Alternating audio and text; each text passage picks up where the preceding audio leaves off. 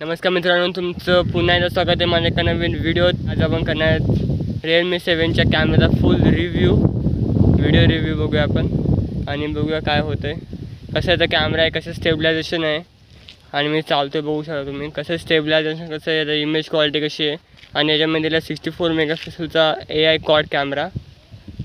तर बघूया सर्व फीचर्स, बघूया सर्व एक्सप्लोर करूया आणि तुम्हाला पण सांगू मला कसा वाटला याचा कॅमेरा। आणि मला अजून वापरून याला 1-2 आठवडे झालेले आहेत, म्हणून मी तुम्हाला हा रिव्ह्यू देतो माझा। तर बघूया, तर स्टार्ट करूया फ्रंट कॅमेरामधून। फ्रंट कॅमेरा 16 मेगापिक्सलचा सोनीचा सेन्सर आहे। 16 मेगापिक्सलचा फ्रंट कॅमेरा आहे आणि तो पण इन डिस्प्लेमध्ये, डिस्प्लेच्या आतमध्ये छोटासा होल केलेला, त्यामध्ये हा कॅमेरा आहे। आणि बघू शकता त्याची क्वालिटी, असं कलर शिफ्टिंग बरोबर होते आणि माझ्या चेहऱ्यावर पूर्ण फोकस केलेला आहे। मी चालतो इथं बघू शकता स्टेबलायझेशन पण। आणि हा व्हिडिओ शूट होतो आहे 1080p ॲट 30 fps, म्हणजे फ्रेम रेट 30 fps आहे। तर बघू शकता क्लॅरिटी खूप छान आहे, फक्त माझ्या जो त्या जास्त लाल कलर आहे तेवढा लाल आहे नाही, थोडासा प्रॉब्लेम असतोच। आणि आता मी डायरेक्ट सनलाईट आहे तर बघू शकता माझ्या तोंडावर हे केलं, समोर माझं सूर्य आहे आणि डायरेक्ट सनलाईट माझ्या तोंडावर येते। आणि आता थोडंसं बरोबर ॲडजस्ट केलं आणि वाईट बॅलन्स बघू शकता मी, पाठीत म्हणजे सूर्य आहे तरी बरोबर माझ्या चेहऱ्यावर फोकस नाही ठेवला, म्हणजे कॅमेरा चांगला आहे थोडासा।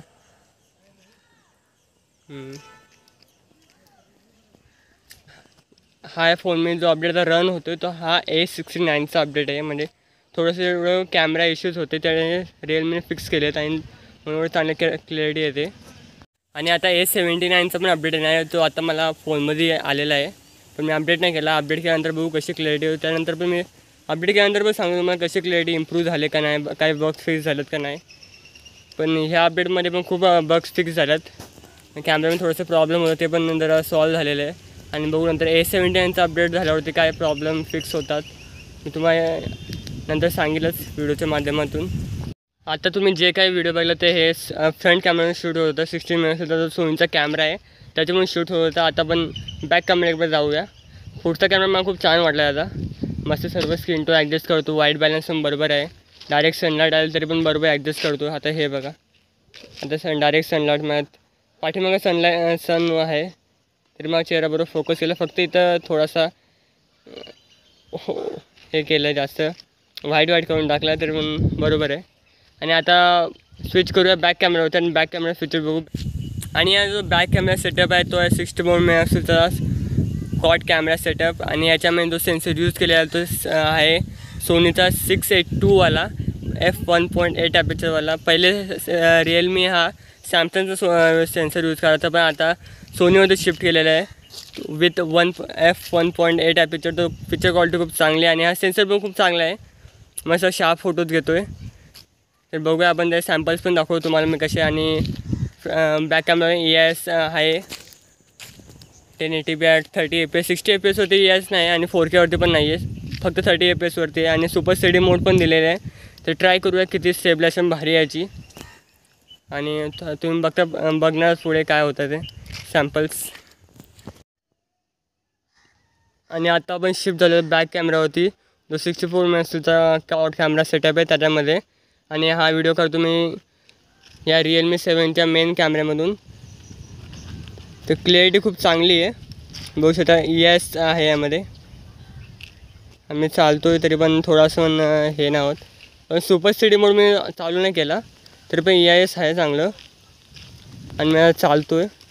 तर स्टेबलायझेशन तुम्ही बघू शकता आणि जो व्हाईट बॅलन्स पण मेंटेन केलेला आहे, बरोबर कलर शिफ्ट नाही होत आहे। आणि डायरेक्ट सनच्या याच्यावर जाणार आहे मी, थांबा जरा। तर मी थोडासा ते झाड आहेत म्हणून थोडा डार्क एरिया आहे, आता डायरेक्ट मी सनलाईटच्या समोर येणार आहे, बघू काय इफेक्ट होतो का कॅमेऱ्याच्या याच्यावरती, कसा जरा व्हाईट बॅलन्स ॲडजस्ट करतो। आणि हा तुम्ही बघू शकता आमचा गावदेवीचा दावडी गावचा तलाव आहे आणि आता मी उन्हात आलो आहे आणि ते सन आहे समोरच, बघू शकता काय नाही एवढा नाही होत आहे, मला दिसत नाही, जेव्हा एडिटिंग करेल तेव्हा समजेल मला। मी चालतो आहे तर बघू शकता स्टेबलायझेशन माझं धावतो आहे, फुल स्पीडमध्ये होतो आहे. स्टेबलायझेशन बघू शकता. आणि आता फोकसिंग बघूया आपण, फोकसिंग कशी होते. फोकसिंग पण मस्त आहे. डायरेक्टने फोकस केला तिकडे इकडे.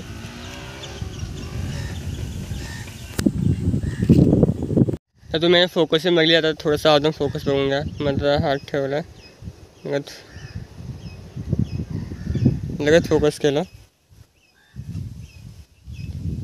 प्रॉब्लेम नाही पण 2-3 थोडा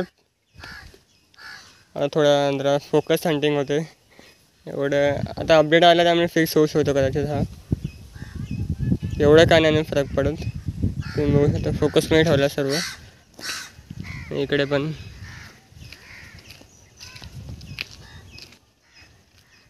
पूर्ण फोकसमध्ये. आणि जरा झूम पण टेस्ट करूया आपण. 2x तिथे म्हशी जरा पाण्यात मजा करतात. झूम करून बघूया.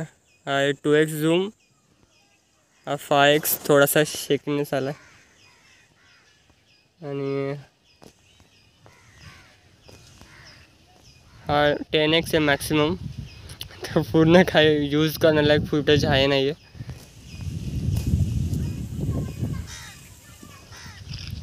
2x मध्ये पण चांगलं स्टेबलायझेशन आहे 2x मध्ये. आणि तिकडे आमचं गावदेवी मंदिर आहे. आणि हा 1x.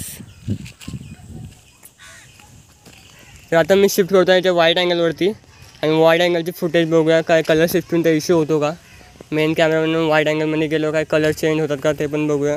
आणि स्टेबलायझेशन त्यामध्ये बघूया कशी आहे. आणि वाईड अँगलमध्ये पण हा व्हिडिओ हा 1080p 30fps शूट होतो. 60fps होत नाही. फक्त मेन कॅमेरामध्ये 1080p 60fps आणि 4K 30fps मध्ये शिफ्ट होतो. तर ते पण बघूया. आता आपण वाईड अँगलमध्ये शिफ्ट करूया. आणि आता आपण शूट करतो हा वाईड अँगलमध्ये. बघू शकता किती वाईड झालेला आहे आणि माझा हात बघू शकता किती वाईड आहे. याच्यामध्ये हा फोकस फिक्स आहे, यात काय हे नव्हते. फिक्स फोकस आहे.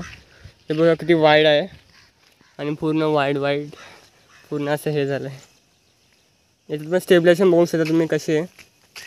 आता मी चालतो आहे म्हणजे असं नॉर्मल जसं चालतो आपण तसं चालतो आहे. स्टेबलायझेशन बघू शकता. आणि याच्यानंतर आपण अल्ट्रा स्टेडी मोडमध्ये स्टेबलायझेशन बघू. UIS मॅक्स आणि UIX आहे. त्यात पण बघूया कशी स्टेबलायझेशन मिळते. आता मी धावतो, बघू कशी स्टेबलायझेशन होते.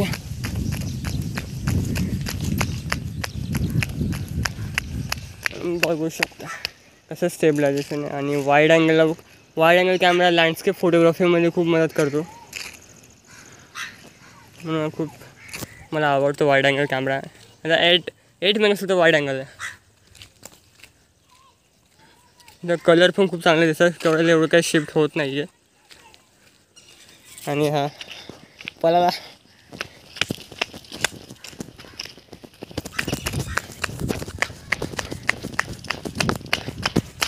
घाबरला तो. आता तुम्ही जी बॅक कॅमेरामध्ये शूटिंग बघत होती सर्व वाईड अँगल आणि जो मेन कॅमेरा त्यामध्ये होती ॲट 1080p 30fps.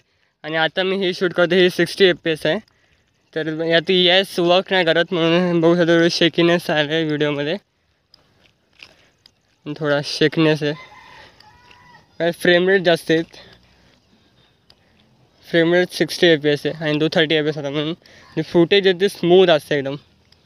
आणि हे बघायला छान वाटते. पण त्यामध्ये EIS नाही आहे तर थोडासा प्रॉब्लेम आहे. याच्यात पण 2x आहे पण खूप शेक होतं. तर मी नॉर्मली चालतो आहे तर मी असं एकदम केलं तर मस्त एकदम स्मूथ फुटेज येते. ही फुटेज स्लो मोशनमध्ये खूप यूज होते. स्लो मोशन जर करायचं असेल तर फुटेज मी स्लो मोशन खूप चांगला येतो. आणि त्यात पण बघू शकता जो फोकस आहे तो खूप छान आहे. तर मी तिकडे गेलं तर इकडे गेलं तिकडे इकडे फोकस खूप छान आहे मोबाईलचं. आणि आता ही जी फुटेज आहे ती आहे 4K 30fps मध्ये. नुसतं 4K मध्ये कलर खूप छान येतात. एकदम मस्त ग्रीनरी जास्तीत जास्त 4K मध्ये कलर खूप छान येतात. आणि याच्यात पण स्टेबलायझेशन नाही तर पुढे शेकीनेस आहे व्हिडिओमध्ये. पण 4K फुटेज मस्त क्लिअरिटीसाठी मस्त असते.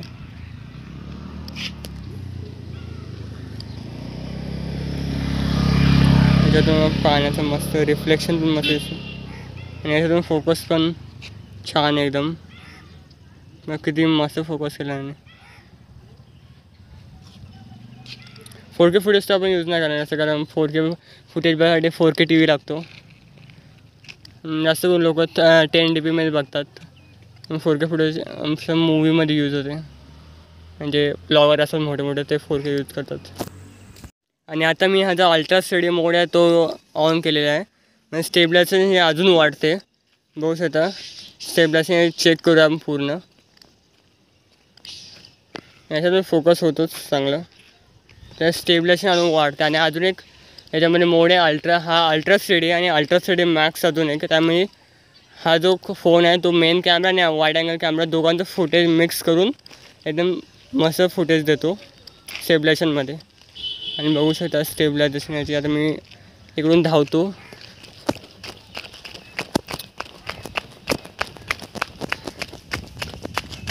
स्टेबलायझेशन बघू शकता थोडीशी छान आहे, नॉर्मलपेक्षा छान आहे स्टेबलायझेशन. आणि ही आता अल्ट्रा स्टडी मॅक्स स्टेबलायझेशन आहे. त्याच्यावर बघू शकता थोडं वाईड झाले आणि थोडेसे क्लॅरिटी लॉस झाले, तर स्टेबलायझेशन वाढवली आहे. आणि हे स्टेबलायझेशन जास्त भारी. वाईड अँगल जो मेन कॅमेरा आहे तो दोघांचा यूज करून हा स्टेबलायझेशन वाढवतो.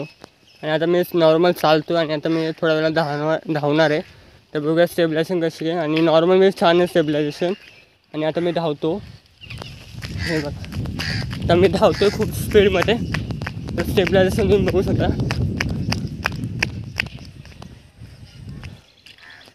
अजून एकदा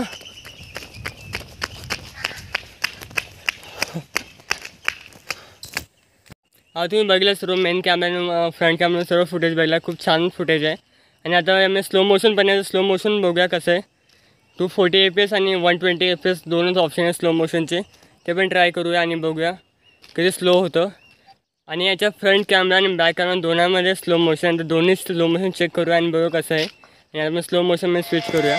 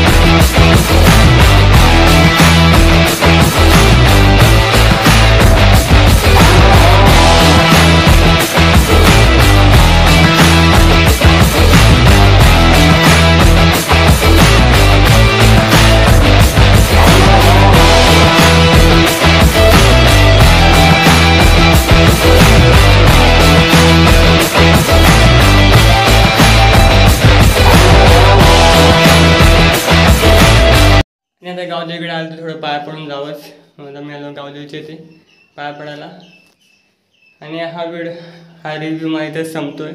तर तुम्हाला हा व्हिडिओ चांगला वाटला असेल तर सजेशन असेल तर सांगू शकता. आणि मला पूर्ण मी द्यायचा प्रयत्न केला व्हिडिओमध्ये, जो पण काही फीचर्स होते कॅमेऱ्याचे. आणि अजून काही मला फीचर्स माहीत पडलं मी पुढच्या व्हिडिओ सांगणार आहे तुम्हाला. त्यासाठी स्टे ट्यून करा आणि माझ्या चॅनल सबस्क्राईब करायला विसरू नका. आणि सोबतच माझ्या बेल आयकॉनला दाबा, मग तुम्हाला मी काही जे पण व्हिडिओ काय पोस्ट करेल तुम्हाला लगेच नोटिफिकेशन येऊन जाईल. आणि भेटूया पुढच्या व्हिडिओत.